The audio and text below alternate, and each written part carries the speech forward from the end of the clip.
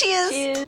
Welcome everyone To Roomie Book Club Readalong. We're reading Akata, chapter 3 today. Yes, ma'am. This is definitely not an audiobook. Not an audiobook. And if you think it's an audiobook, then you're wrong, so get over it. Go listen to someone who reads it consistently with a nice pretty voice, who doesn't do side quests, if that's what you're after.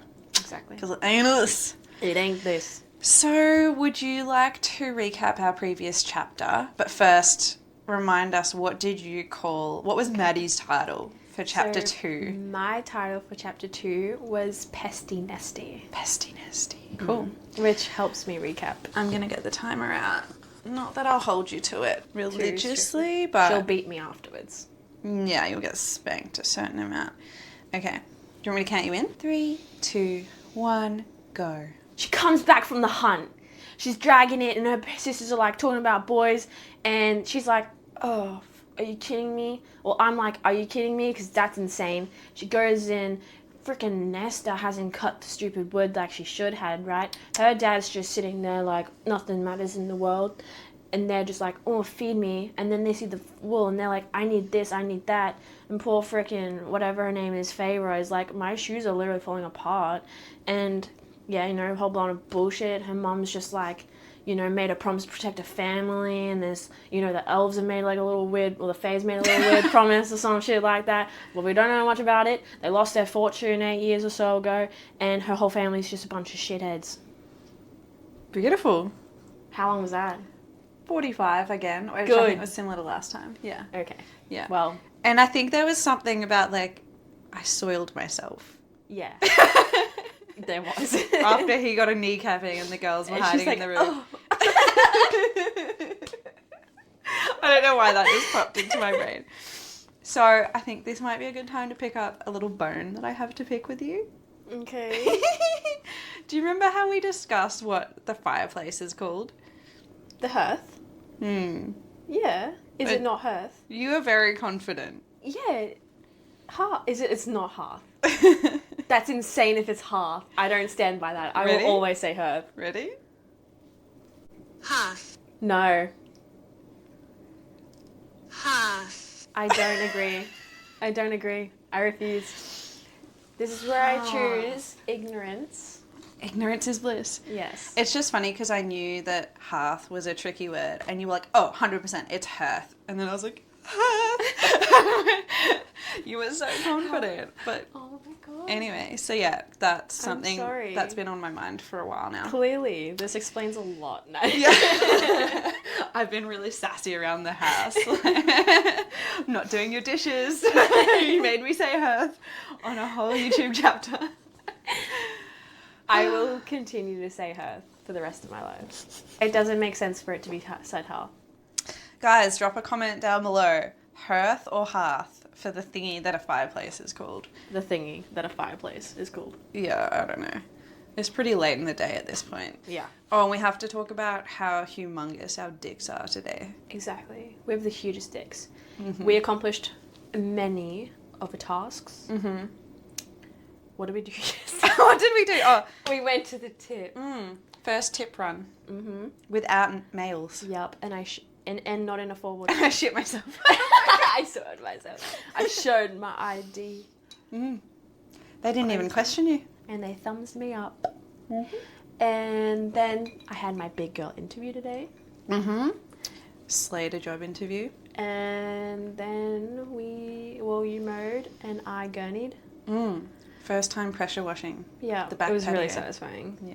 Do you have Whatever. any big predictions for this upcoming chapter 3? Okay. So since we did chapter 2, I have been stewing on things.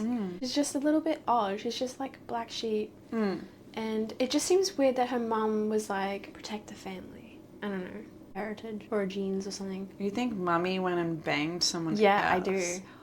I think Mummy was That's like, where it gets saucy. the party life, and maybe someone slipped into the party. Or she was like, my husband's a fucking sleaze. He just carves all day or does nothing. And she's like, I want some pointy ear shit. I think I should tag it onto the first one. Because they're hand in hand in a way. Do you want to put it on now? Yeah. Or is sus DNA? Or sus DNA. Any thoughts on what's happening in chapter 3? coming up. Okay. So, I'm thinking, because chapter 4, she's getting taken. Chapter 3 is when we're going to see some mysterious shit.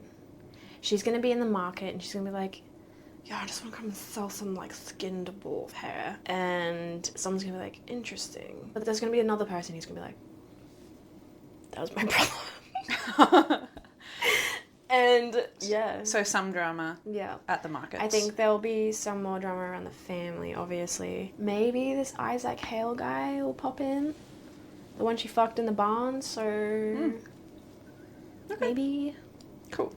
But nothing like That's big pretty ticketed. good. Yeah, it's still world building era, so that's good. Oh, maybe some more history about the elves and whatever fucking promise they made. Elves. They're all the same shit these days. Same shit, different. Font. Yeah, there it is. Cool. You Okay. ready to rock? Ready to roll? Rock and roll. Chapter 3, A Court of Thorns and Roses. The trampled snow coating the road into our village was speckled with brown and black from passing carts and horses. Elaine and Nesta clicked their tongues and grimaced as we made our way along it, dodging the particularly disgusting parts. I knew why they'd come. They'd taken one look at the hides I'd folded into my satchel and grabbed their cloaks. I didn't bother talking to them, as they hadn't deigned to speak to me after last night, though Nesta had awoken at dawn to chop wood. Good. Probably because she knew I'd be selling the hides at the market today and would go home with money in my pocket. They trailed me down the lone road, wending through the snow-covered fields, all the way into our ramshackle village. Wending. Wending. But what does wending actually mean, I wonder? Going a road that they've gone before, like, it's just one direction, like, there's no other way to go. So wending is a verb. Yeah. They trailed me down the lone road, wending through the snow-covered fields. Anticlimactic. The stone houses of the village were ordinary and dull, made grimmer by the bleakness of winter. But it was market day, which meant the tiny square in the centre of town would be full of whatever vendors had braved the brisk morning. It's Coronation I knew Day. you. The other day when it was my graduation day, I was like, it's Coronation Day. Well, this is the Do second you want to Frozen build a reference. snowman? Number 3. Cool. From Sorry. Yeah. From a block away, the scent of hot food wafted by, spices that tugged on the edge of my memory, beckoning. Elaine let out a low moan behind me. Spices, salt, sugar, rare commodities for most of our village, impossible for us to afford. If I did well at the market, perhaps I'd have enough to buy us something delicious. I opened my mouth to suggest it, but we turned the corner and nearly stumbled into one another as we all halted. I feel like you should do this part. It's funny. Okay. Well, it's early in the chapter, so it's not like I have to write anything. No. May the immortal light shine upon thee, sisters, said the pale-robed young woman directly in our path. Nesta and Elaine clicked their tongues. I stifled a groan. Oof. Perfect. Exactly what I needed to have the children of the blessed in town on market day, distracting and riling everyone. The village elders usually allowed them to stay for only a few hours, but the sheer presence of the fanatic fools who still worshipped the high fae made people edgy. Made me edgy. Fanatic fool. Long ago, the high fae had been our overlords, not gods. And they certainly hadn't been kind. The young woman extended her moon-white hands in a gesture of greeting, a bracelet of silver bells, real silver, tinkling at her wrist. I would grab her hand, snap it, take the silver and run away. Yoink, see ya. Have you a moment to spare so that you might hear the word of the blessed? No. Nesta sneered, ignoring the girl's hands and nudging Elaine into a walk. We don't. We don't. Obviously. The young woman's unbound dark hair gleamed in the morning light, and her clean, fresh face glowed as she smiled prettily. There were 5 other acolytes behind her, young men and women both, their hair long, uncut, all scanning the market beyond for young folk to pester, like pester Nesta. It would take but a minute, the woman said, stepping into Nesta's path. That's what they all say. Yeah, they do. It was impressive, Truly impressive to see Nesta go ramrod straight, to square her shoulders and look down her nose at the young acolyte, a queen without a throne. Go spew your fanatic nonsense to some ninny. You'll find no converts here. The girl shrank back, a shadow flickering in her brown eye. I'm the shadow man. I sneak and I creep. I'm the shadow man. Reined in my wince. Perhaps not the best way to deal with them, since they could become a true nuisance if agitated. Tread lightly. Nesta lifted a hand, pushing down the sleeve of her coat to show the iron bracelet there, the same one Elaine wore. They'd bought matching adornments years ago. The acolyte gasped, eyes wide. You see this? Nesta hissed. Taking a step forward, the acolyte retreated a step. This is what you should be wearing, not some silver bells to attract those fairy monsters. Oh, wow. How dare you wear that vile affront to our immortal friends? Go preach in another town, Nesta spat. I'm so glad I got you to read this part. I'm a sucker for some religious bullshit. Anytime someone's at the door that we don't know, you just assume it's someone. I'm like, let me tell them some truth. Okay. Two plump and pretty farmers' wives strolled past on their way to the market, arm in arm. Us tomorrow morning. Yeah, it will be us tomorrow morning. As they neared the acolytes, their faces twisted with identical expressions of disgust. Fairy-loving whore, one of them hurled at the young woman. I couldn't disagree. Oh. The acolytes kept silent. The other villager, wealthy enough to have a full necklace of braided iron around her throat, narrowed her eyes, her upper lip curling back from her teeth. Don't you idiots understand what those monsters did to us for all those centuries? What they still do for sport, when they can get away with it? You deserve the end you'll meet at fairy hands. Fools and whores, all of you. Fools and whores. That's a good one. I like that. I might write that down. Yeah, okay. Here I am. I'm liking this conflict moment. Yeah. This is fun. Nesta nodded her agreement to the women as they continued on their way. We turned back to the young woman still lingering before us, and even Elaine frowned in distaste. But the young woman took a breath, her face again becoming serene, and said, I lived in such ignorance too, until I heard the word of the blessed. I grew up in a village so similar to this, so bleak and grim. But not 1 month ago, a friend of my cousin went to the border as our offering to Perithian, and she has not been sent back. Now she dwells in riches and comfort as a high fae's bride, and so might you if you were to take a moment to. She was likely eaten, Nesta said. That's why she hasn't returned. By a wolf. Or worse, I thought. If a high fae truly was involved in spiriting a human into Prithian, I'd never encountered the cruel human-looking high fae who ruled Prithian itself, or the fairies who occupied their lands, with their scales and wings and long spindly arms that could drag you deep, deep beneath the surface of a forgotten pond. I didn't know which would be worse to face. The acolyte's face tightened. Our benevolent masters would never harm us. Prithian is a land of peace and plenty. Should they bless you with their attention, you would be glad to live amongst them. Whatever. Are you sold? Are you like, sign me up for Perithian at this point? Some fairy cock wouldn't mind.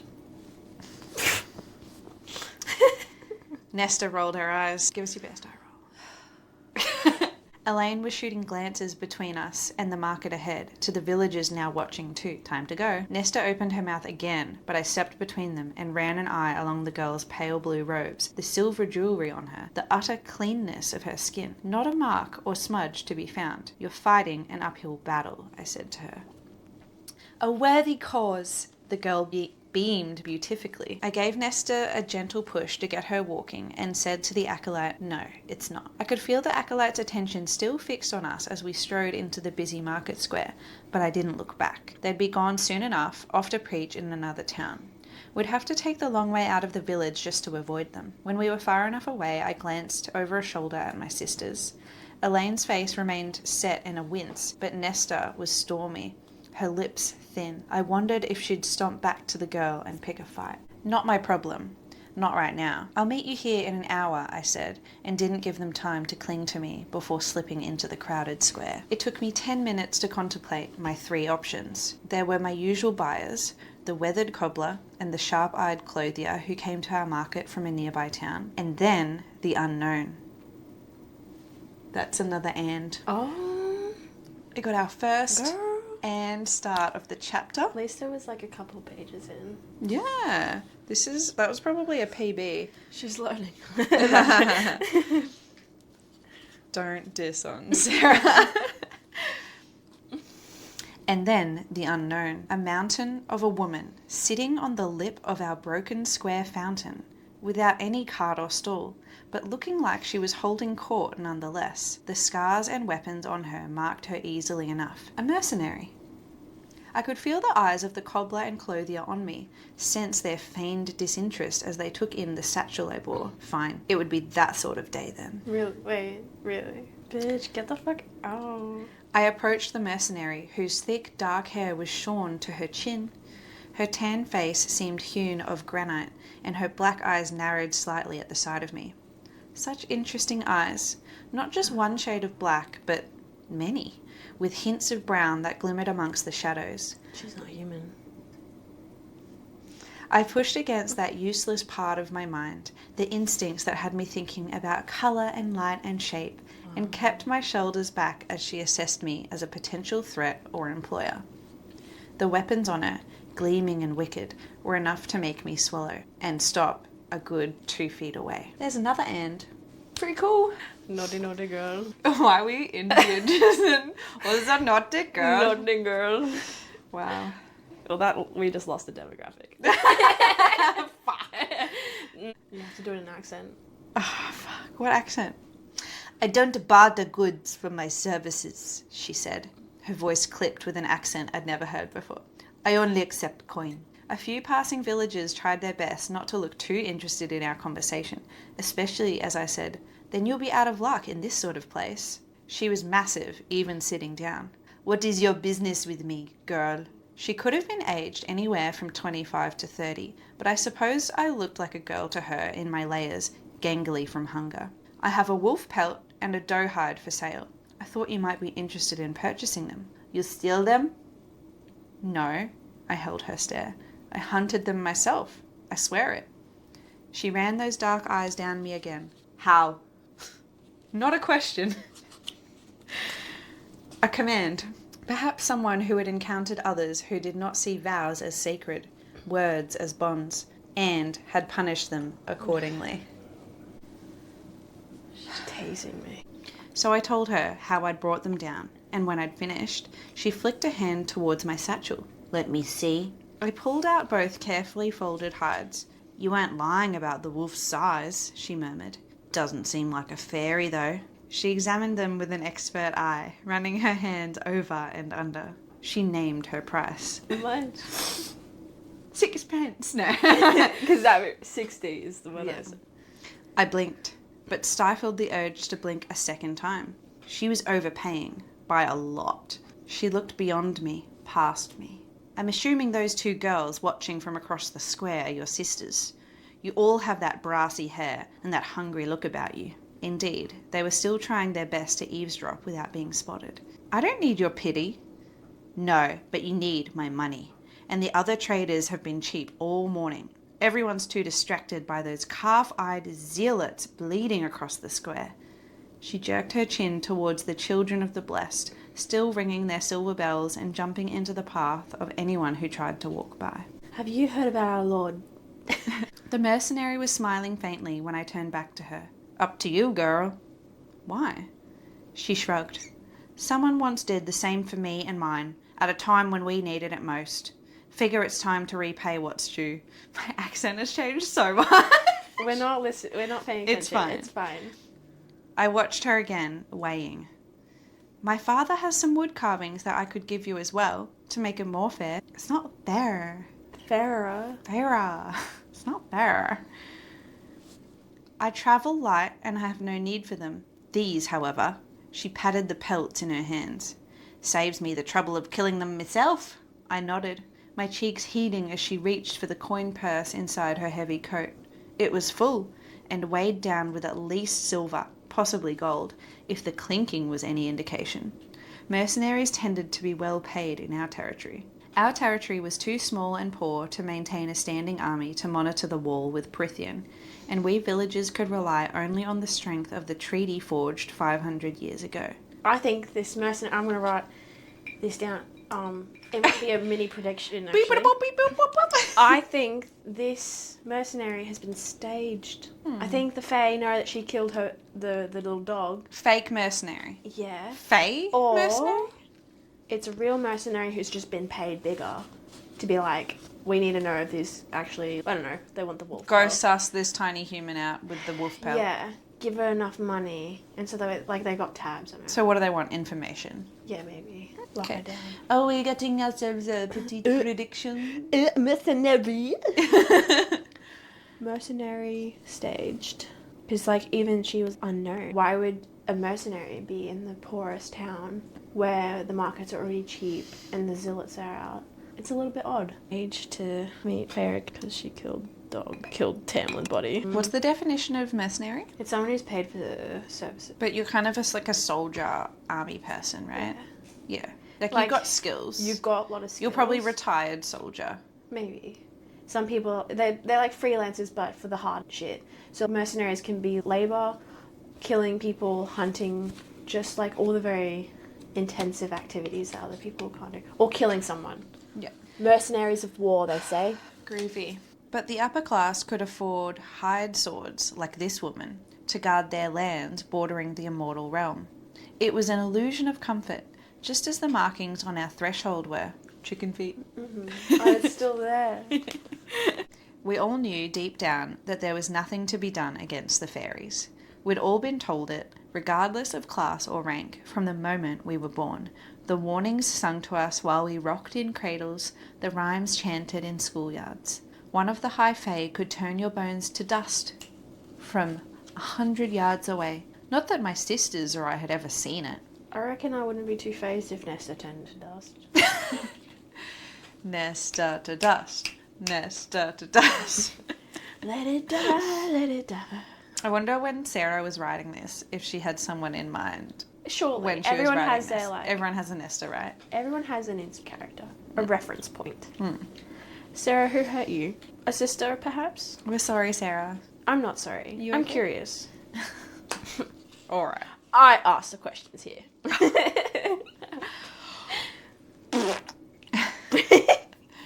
But we still tried to believe that something, anything, might work against them, if we ever were to encounter them. There were 2 stalls in the market catering to those fears, offering up charms and baubles and incantations and bits of iron. I couldn't afford them, and if they did indeed work, they would buy us only a few minutes to prepare ourselves. Running was futile, so was fighting, but Nesta and Elaine still wore their iron bracelets whenever they left the cottage. Even Isaac had an iron cuff around one wrist, always tucked under his sleeve. He'd once offered to buy me one, but I'd refused. It had felt too personal, too much like payment, too permanent a reminder of whatever we were and weren't to each other. Perhaps. Deep down she has a deterrent towards iron because she isn't human. Dun dun dun. As in she deterrent, like she's allergic to it? Yeah. Or maybe she's just like, I don't want that on me. Or she But doesn't why? need it, is that what you mean? Maybe. She might not need it. She might not need it because she is one. Oh. The mercenary transferred the coins to my waiting palm, and I tucked them into my pocket, their weight as heavy as a millstone, whatever that is. There was no possible chance that my sisters hadn't spotted the money. No chance they weren't already wondering how they might persuade me to give them some. Do some work. Yeah, pretty much. Work, bitch. Get the money then. Make your own damn boots. Mm-hmm. Please get. I really hope she gets her boots. She won't.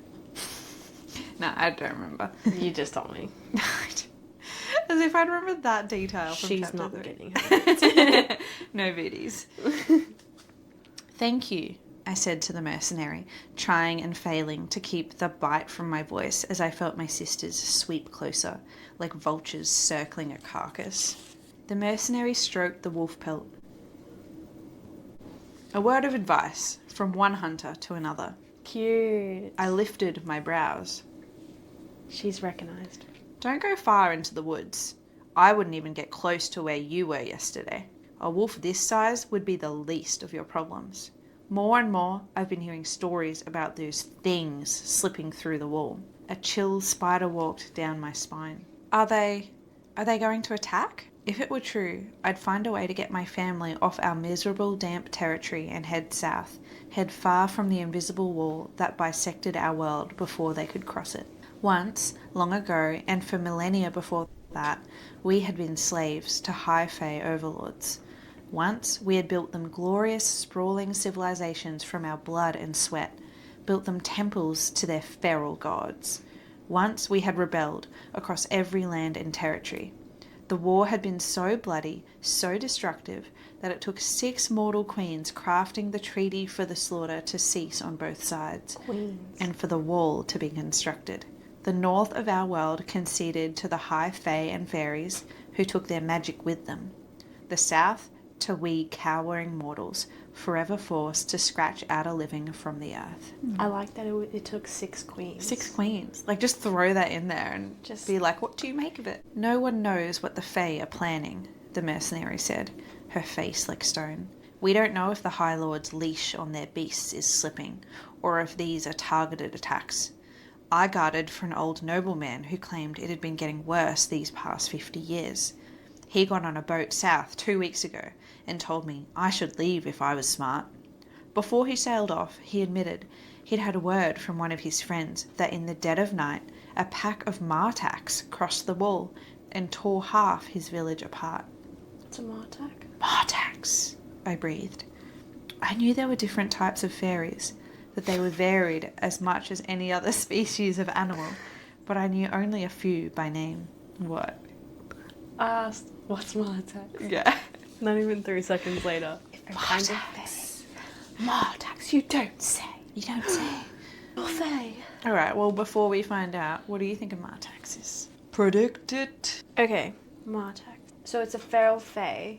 Obviously, I think they're like hungry and they survive off of eating humans. But I think they have to be the most like elemental. Like they are literally like the scaly little things. They are created from literal the earth and the rocks and the swamp and the bog. Their little essence is just to eat humans, and I don't know, this is like feral little freaking dogs. Like The mercenary's night dark eyes flickered.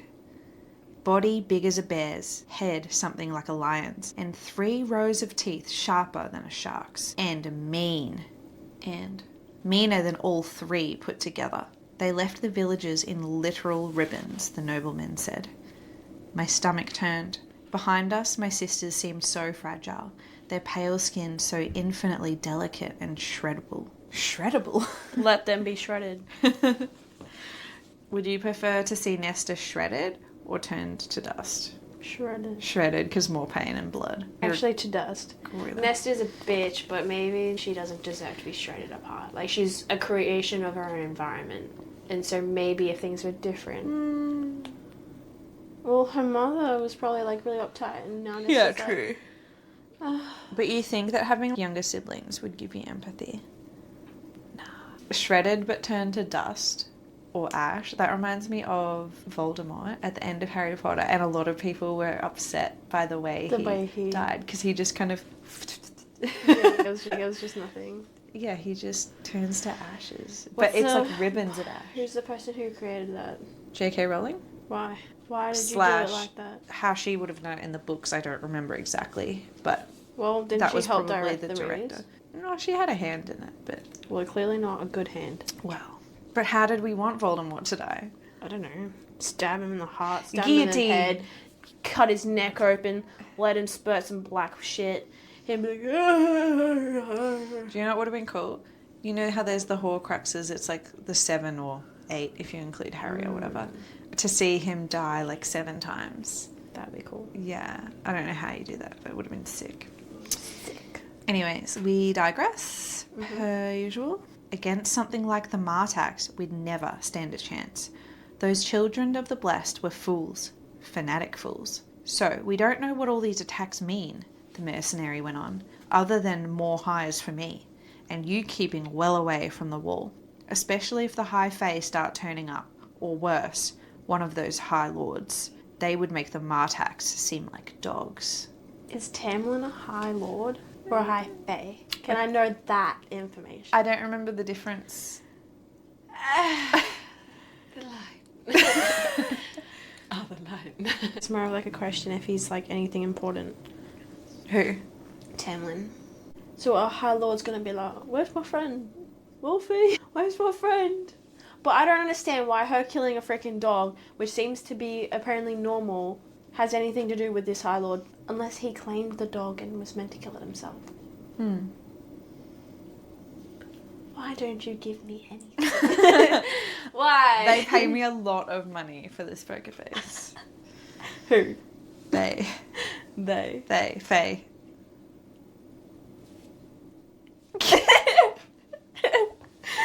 What does Tamlin want with her? What does Tamlin... But they said sports, right? Sports? Hey! You want to play soccer with me? You want to play a game? You want to play a game? Because she's a hunter? Because she killed the wolf. Wait. So we've got Feyre. She's like, I'm hungry. I'm going to go hunt some doe. But she ended up killing maybe a wolf that others were hunting, right? But it proved that she's actually strong or like smart. And they're like, now this would be an interesting person to fuck around with. Because she's a hunter. I'm not even saying huntress because I think she should just be called a hunter. We ain't defining shit here. Actress, actor, same thing. Same shit. Deal with it. Suck it! Okay. So, we don't know what all these attacks mean, the mercenary went on, other than more hires for me, and you keeping well away from the wall, especially if the high fae start turning up, or worse, one of the high lords. They would make the Martax seem like dogs. I studied her scarred hands, chapped from the cold. Have you ever faced another type of fairy? Her eyes shuttered. You don't want to know, girl. Not unless you want to be hurling up your breakfast. Gross. I was indeed feeling ill and jumpy. Was it deadlier than the Martax? I dared ask. The woman pulled back the sleeve of her heavy jacket, revealing a tanned, muscled forearm flecked with gruesome, twisted scars. The arc of them seemed so similar to... Didn't have the brute force or size of a Martax, she said, but its bite was full of poison. 2 months. That's how long I was down. 4 months until I had the strength to walk again. She pulled up the leg of her trousers. Beautiful, I thought, even as the horror of it writhed in my gut. Against her tanned skin, the veins were black, solid black, spider-webbed, and creeping like frost. Healer said there was nothing to be done for it, that I'm lucky to be walking with the poison still in my legs. Maybe it'll kill me one day. Maybe it'll cripple me. But at least I'll go knowing I killed it first. Cool. Bad beach. My accent is all over the shot. I'm really... I'm never doing an accent again. We can just lose it if you It starts Russian, goes a bit Irish, and then becomes randomly Hagrid from Harry Potter. The blood in my own veins seemed to chill as she lowered the cuff of her pants. If anyone in the square had seen, no one dared speak about it or to come closer. And I'd had enough for one day. That's our 5th chapter.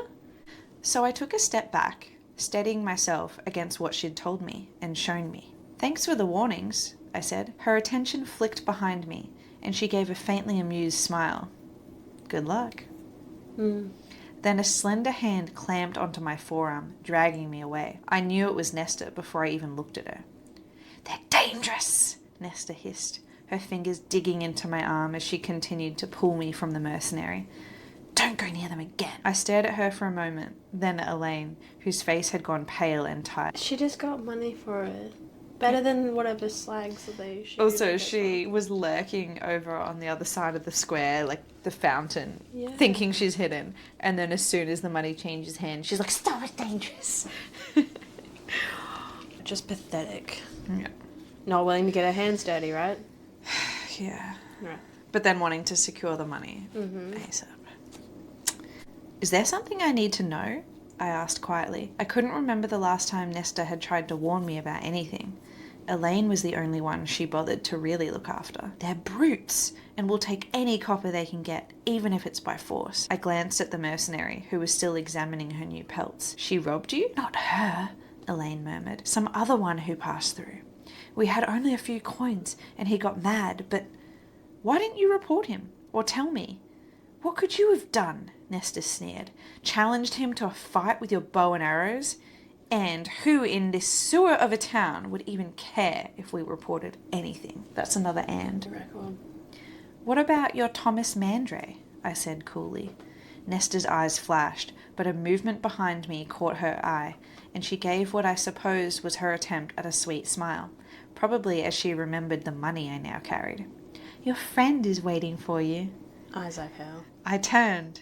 Indeed, Isaac was watching from across the square, arms crossed as he leaned against a building. Though the eldest son of the only well-off farmer in our village, he was still lean from the winter, and his brown hair had turned shaggy.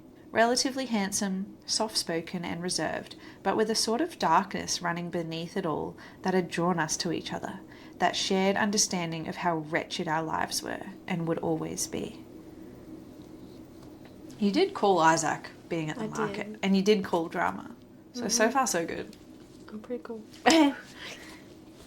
Just saying. Isaac Hale. Isaac. We'd vaguely known each other for years, since my family had moved to the village, but I'd never thought much about him until we'd wound up walking down the main road together one afternoon. We'd only talked about the eggs he was bringing to market, and I'd admired the variation in colours within the basket he bore. Browns and tans, and the palest blues and greens. Eggs can be blue? Yep, and green. The black chickens are usually green. It's pretty cool. Black feathered chickens tend to have green eggs. Okay. The ones that I had were green eggs. Oh, what about the blue ones? I've never had a blue egg, I don't think. So when they talk about green eggs and ham, Dr. Zeus? But the egg inside isn't actually green. Oh. It's just the shell. So is Dr. Zeus talking about a green on the inside egg? Yeah. Does that mean it's bad? I think it's just a fake world. Okay. It just sounds cool. Because this whole time, all these years, I've wondered what green eggs and ham meant. I've never asked I anyone. think he just likes green eggs and ham. Cool. A bit weird. Simple, easy, perhaps a bit awkward, but he'd left me at my cottage feeling not quite so alone. A week later, I pulled him into that decrepit barn. He'd been my first and only lover in the 2 years since. Sometimes we'd meet every night for a week. Others we'd go a month without setting eyes on each other. But every time was the same. A rush of shedding clothes and shared breaths and tongues and teeth. Occasionally would talk, or rather, he'd talk, about the pressures and burdens his father placed on him. Often we wouldn't say a word the entire time. I couldn't say our lovemaking was particularly skilled, but it was still a release, a reprieve, a bit of selfishness. I guess their lives are pretty shit, so, take what you can get. There was no love between us, and never had been. At least what I assumed people meant when they talked about love. Yet part of me had sunk when he'd said he would soon be married. I wasn't yet desperate enough to ask him to see me after he was wed. Isaac inclined his head in a familiar gesture. Chancellor. Please, can you do it with the cap on, please? Chancellor. Isaac inclined his head in a familiar gesture and then ambled off down the street, out of town and to the ancient barn where he would be waiting. We were never inconspicuous about our dealings with each other, but we did take measures to keep it from being too obvious. Nesta clicked her tongue, crossing her arms. I do hope you two are taking precautions. Nesta, shut the fuck up. You can't even get anything. Such a fever freaking dream. It's a bit late to pretend to care, I said. But we were careful. Since I couldn't afford it, Isaac himself took the contraceptive brew. Cool. For once, a fucking man sorts it out? What? Write that down. That's going on the sticky note. He takes contraception. The fact that even is a big deal to go on a post-it note is telling us something. You can tell a woman wrote the book, right? He knew I wouldn't have touched him otherwise. I reached into my pocket, drawing out a 20-mark copper. Elaine sucked in a breath, and I didn't bother to look at either of my sisters as I pushed it into her palm and said, I'll see you at home. I guess it's probably not much. Like, she's got a bag full of coins. She's just giving them a little inch. Just to shut them up. Later, after another dinner of venison, when we were all gathered around the fire for the quiet hour before bed, I watched my sisters whispering and laughing together. They'd spent every copper I'd given them. On what? I didn't know. Though Elaine had brought back a new chisel for our father's wood carving. The cloak and boots they'd whined about the night before had been too expensive. But I hadn't scolded them for it, not when Nesta went out a second time to chop more wood without my asking. Mercifully, they'd avoided another confrontation with the children of the blessed. My father was dozing in his chair, his cane laid across his gnarled knee. As good a time as any to broach the subject of Thomas Mandray with Nesta. I turned to her, opening my mouth. But there was a roar that half deafened me. And my sisters screamed. A snow burst into the room, and an enormous, growling shape appeared in the doorway. You're so excited. Because I'm almost right if they leave it on a cliffhanger. And in chapter 4, they're like, come with me, little one. And then I win! Keep going. Well, that's chapter 3, guys. Thanks for coming. Is that actually it? Yeah. Is that like 100%. Is that literally the end? Yes, I win. Win. You can't celebrate in advance. I am. How cool was that, though? Like, we did not see that coming. They're just chilling after a day. But I knew. Yeah. I knew. But, like, good writing. Dad's dozing suddenly. What is it? A snowball? Suddenly a snowball out of nowhere. A snowball goes in and is just hovering in the air. My dad's dozing and suddenly he gets enveloped by a snowball. Do you want to build a snowman? Do you want to build a snowman? It's Tamlin. Is it? What? No, I'm kidding.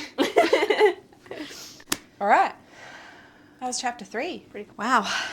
Chapter 3 summary. Acolytes equals fools and whores. Because I like that saying. Sisters are only there for the money. Nesta is a bit of a baddie when it comes to the child people. The mercenary, human, or perhaps staged, but she's a bad bitch. Things slipping through the wall?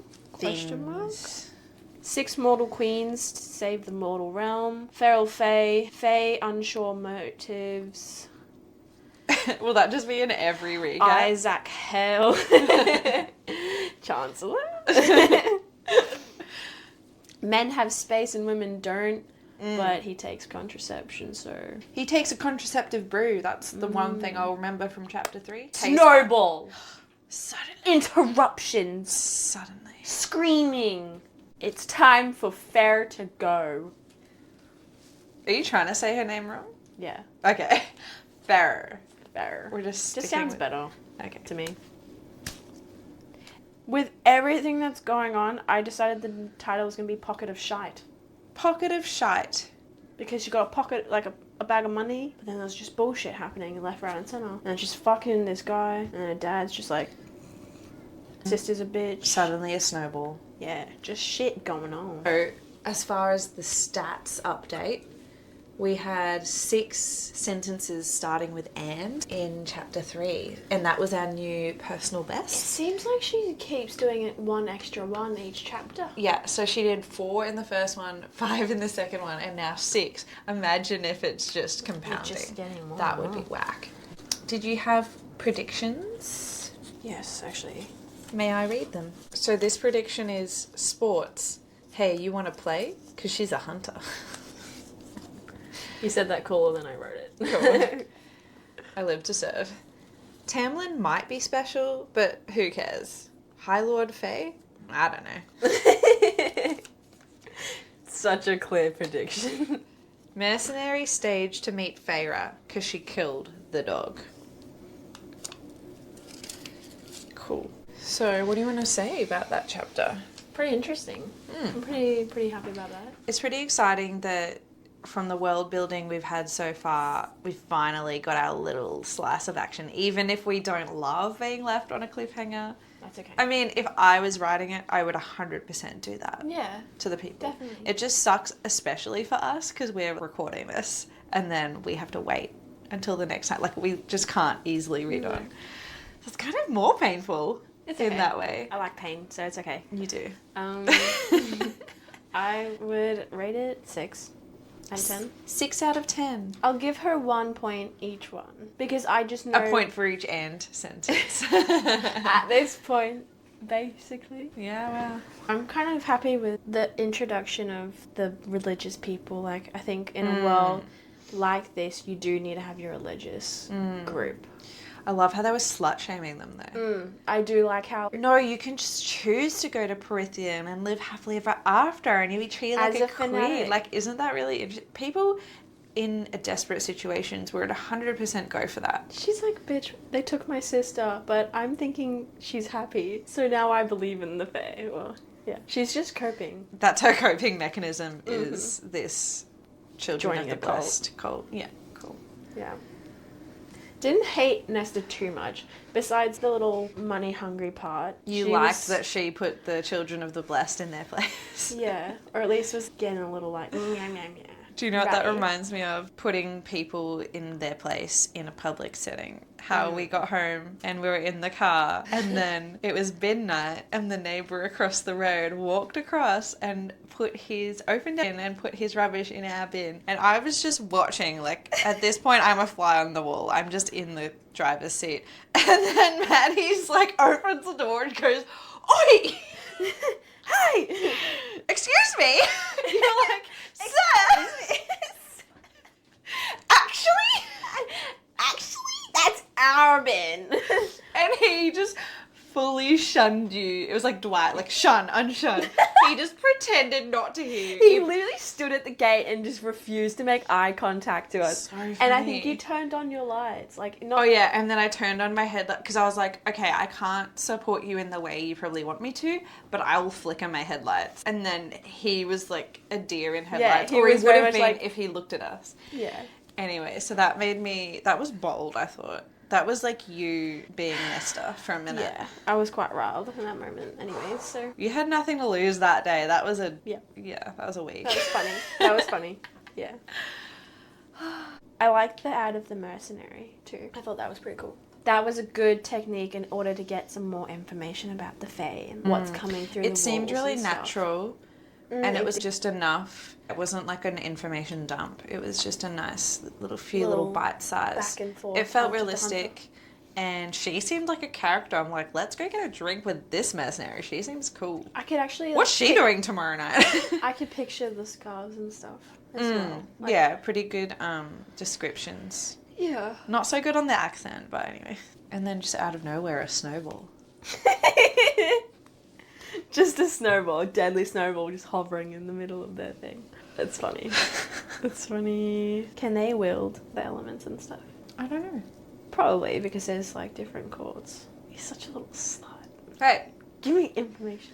don't hate the player, hate the Give me game. a morsel! May I have some more, please, sir? So, Sir. Cool. any other thoughts? No, not really.